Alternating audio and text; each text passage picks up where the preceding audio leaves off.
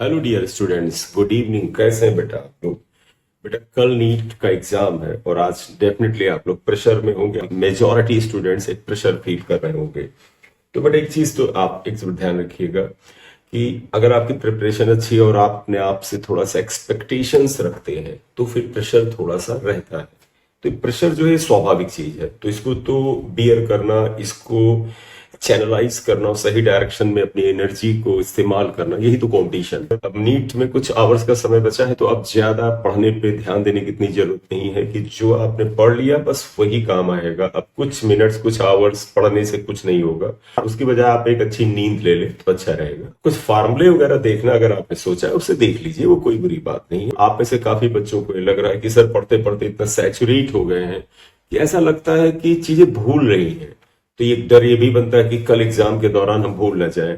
जब आप बहुत सारा पढ़ते हैं तो सभी को लगता है कि हम भूल ना जाए, लेकिन जैसे क्वेश्चन की लैंग्वेज आपके सामने आती जाएगी, क्वेश्चन को पढ़ते जाएंगे और अगर आपने मेहनत कर रखी है, पढ़ रखा है, तुरंत आपका दिमाग में उससे रिलेटेड इंफॉर्मेशन तुरंत उसके अंदर आपके फ्लैशबैक में आती जाएगी। तो भूलने वाला बात तो दिमाग से निकाल दीजिए। अगर आपने ईमानदारी से पढ़ा है तो भूलने का तो कोई प्रश्न ही नहीं उठता है, सब कुछ याद आता रहेगा। और अगर आपने प्रैक्टिस अच्छी की है तो सही समय पे भी याद आ जाएगा जब जरूरत होगी।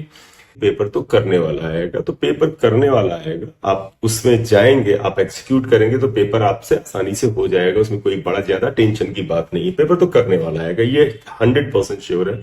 पेपर आपको करने वाला ही मिलेगा। बस टाइम मैनेजमेंट को थोड़ा संभाल लीजिएगा और ओएमआर शीट जो है, आपके जो बबल्स हैं उनको फिल करने का जो भी तरीका आपने फाइनल किया है कि हर क्वेश्चन के बाद फिल करेंगे, 10 क्वेश्चन के बाद फिल करेंगे, एक साइड को करने के बाद करेंगे, अलग अलग बच्चों का अलग अलग तरीका है, वो आप देख लीजिएगा, उसके ऊपर कंट्रोल कर लीजिएगा। कई बार आप सारे के सारे क्वेश्चन फाइनल करने के बाद आखिरी में ओएमआर शीट भरने जाते हैं तो उस समय आखिरी में हड़बड़ मचती है और लगता है कि टाइम ना कम पड़ जाए। दूसरा, जब सारे क्वेश्चन एक साथ भर रहे होते तो किसी एक क्वेश्चन का ऑर्डर इधर उधर हो गया तो फिर आपके बहुत सारे क्वेश्चन गलत हो जाएंगे। तो इसलिए जो भी तरीका आपके टीचर्स ने बताया है, जिस ढंग से आप चले हैं, तो ओमार को उस ढंग से भरने की कोशिश करिए। पर जैसा हो उस हिसाब से परफॉर्म करें। पेपर आसान लग रहा है तो ज्यादा से ज्यादा क्वेश्चन करेक्टली करने की कोशिश करें। पेपर कुछ कुछ जगह चैलेंजिंग लग रहा है, पेपर कुछ कुछ जगह चैलेंजिंग लग रहा है तो वहां पर क्वेश्चंस को थोड़ा आराम से करें। और अगर लगे किसी क्वेश्चन ने आपको फंसा लिया है, ट्रैप कर लिया है, तो निकल जाइए। अगर नहीं निकलेंगे तो फिर बड़ा मुश्किल होगा, आपका मार्क्स जो होंगे नीचे आएंगे, आप हो सकता है सिलेक्शन से भी बाहर हो जाए। तो फिर भी आप एक मन में सोचेंगे कि मिनिमम टारगेट क्या लेके रखें, मिनिमम टारगेट क्या लेके चले, 620 प्लस। 620 प्लस सेफ नंबर है, प्लस नंबर लाना एक बहुत बड़ी जरूरत है।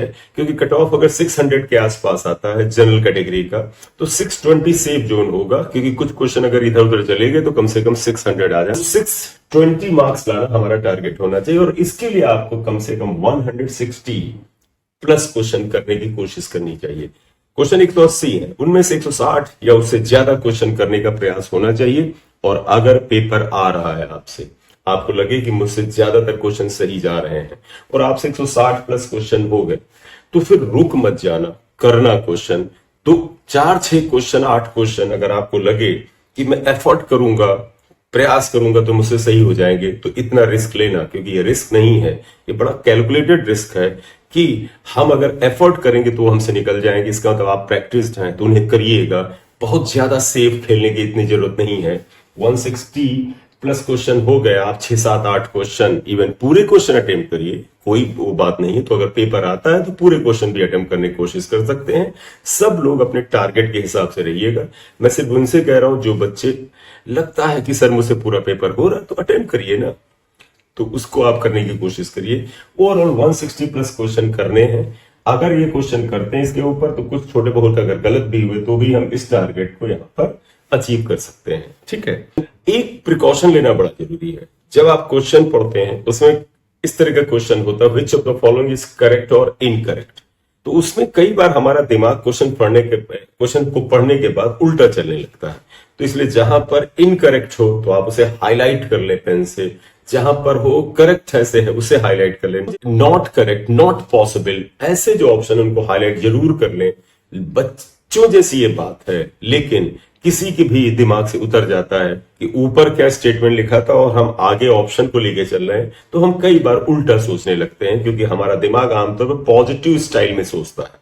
मतलब सही क्या है उस हिसाब से हमारा दिमाग चलता है, गलत क्या है, पॉसिबल क्या नहीं है, इस ढंग से हमारा दिमाग नहीं चलता है। तो उसे हाईलाइट कर लीजिए जिससे कि उल्टा आंसर ना कराएं, आते हुए क्वेश्चन में उल्टा आंसर कर बड़ा ब्लंडर होगा। ठीक है, अगर एग्जाम हॉल में आप बैठे हैं और पेपर का कोई पार्ट, फिजिक्स का कोई पार्ट, केमिस्ट्री का कोई पार्ट, बायोलॉजी का कोई पार्ट अगर लेंथी लगे तो ध्यान रखना सबको लग रहा है, तो थोड़ा वहां अलर्ट हो जाइए, लेकिन स्पीड बहुत कम मत करिए। स्पीड आपकी पढ़ने की जितनी तेज होती है, खासतौर पर स्टेटमेंट बेस्ड क्वेश्चन में, अगर आपकी रीडिंग हैबिट्स अच्छी हैं तो फिर क्वेश्चन को आप जल्दी से समझ लेते हैं, और जब जल्दी से समझ लेते हैं तो क्वेश्चन को फाइनली करके निकलने की स्पीड बढ़ जाती है।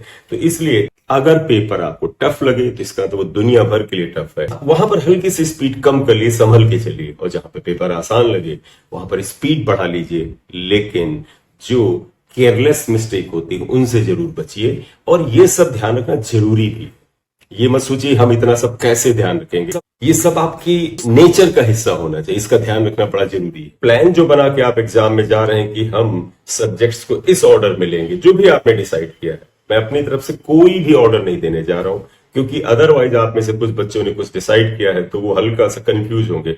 What ever order of the, I think starting the question subject आपने सोचा उसी को लेके चलिए, लेकिन टाइम मैनेजमेंट को जरूर ध्यान रखिएगा।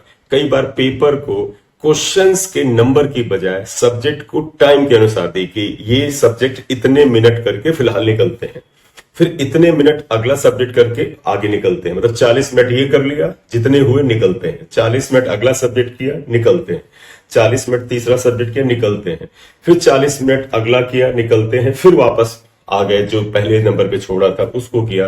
इस ढंग से कर सकते हैं, टाइम बाउंड होके भी सब्जेक्ट को अटेम्प्ट किया जा सकता है। हालांकि आपकी अपनी जो स्ट्रेटजी है उस पे ही चलिएगा अगर वो काम कर रही है। ठीक है, जो आपके पास 15-20 घंटे जो भी बचे हैं, इसमें नेगेटिव लोगों से बातचीत मत करिए, क्योंकि बेटा जिसके पास जो होता है वही आपको दे सकता है। नेगेटिव लोग सिर्फ नेगेटिविटी ही स्प्रेड करते हैं, बिल्कुल उनसे बचिए। किसी से राय लेने की जरूरत नहीं है, मोरल हाई रखिए, पेरेंट्स का कहना मानिए, अपने टीचर्स का कहना मानिए, और एग्जाम हॉल में जाइए। अंत में मैं ये कहूंगा कि 80-20 का फार्मूला आप दिमाग में रखें। अब वो ये 80-20 का फार्मूला क्या है? 80-20 फार्मूला का मतलब है कि 80% of your time and energy, 80% आप अपने टाइम का और एनर्जी का उन क्वेश्चंस को दीजिए जो तुमसे बड़ी आसानी से हो सकते हैं। वो क्वेश्चन पे ही अपनी सारी एनर्जी, अपनी पूरी एनर्जी का 80% या उससे ज्यादा हिस्सा, 80% या उससे ज्यादा टाइम और एनर्जी उन क्वेश्चंस को दीजिए जो तुमसे हो सकते हैं। जो क्वेश्चन नहीं हो सकते उनको छोड़ो, निकलो। फिर तुम कहोगे व्हाट अबाउट द 20%? फिर 20% टाइम आप उन कुछ 20% time and energy, both 20% time and energy जो है आप उन क्वेश्चंस को दीजिए जिनको प्रयास करने पर, एफर्ट करने पर, टाइम देने पर आ सकते हैं। तो इससे क्या होगा कि आपका पेपर बैलेंस हो जाएगा। तो 80% टाइम एंड एनर्जी दीजिए उन क्वेश्चंस को जो तुमसे बड़ी आसानी से हो सकते हैं, और द रेस्ट 20% टाइम आप उन क्वेश्चंस को दीजिए जो थोड़ा सा एफर्ट करने पर आ सकते हैं। और कुछ ऐसे क्वेश्चन जो जल्दबाजी में इस 80% वाले टाइम में लगा हो कि मुझसे कहीं गलती ना हो गई हो, तो उनको रीचेक करने पे भी 20% टाइम दीजिए। बस बेटा यही बात आपसे करनी थी। All the best for your NEET examination. जैसा आपने मेहनत की है वैसा ही आप वहां पे डिलीवर करिए, रिजल्ट भी वैसे ही आएगा जैसा आप डिजर्व करते हैं। Thank you very much, all the best.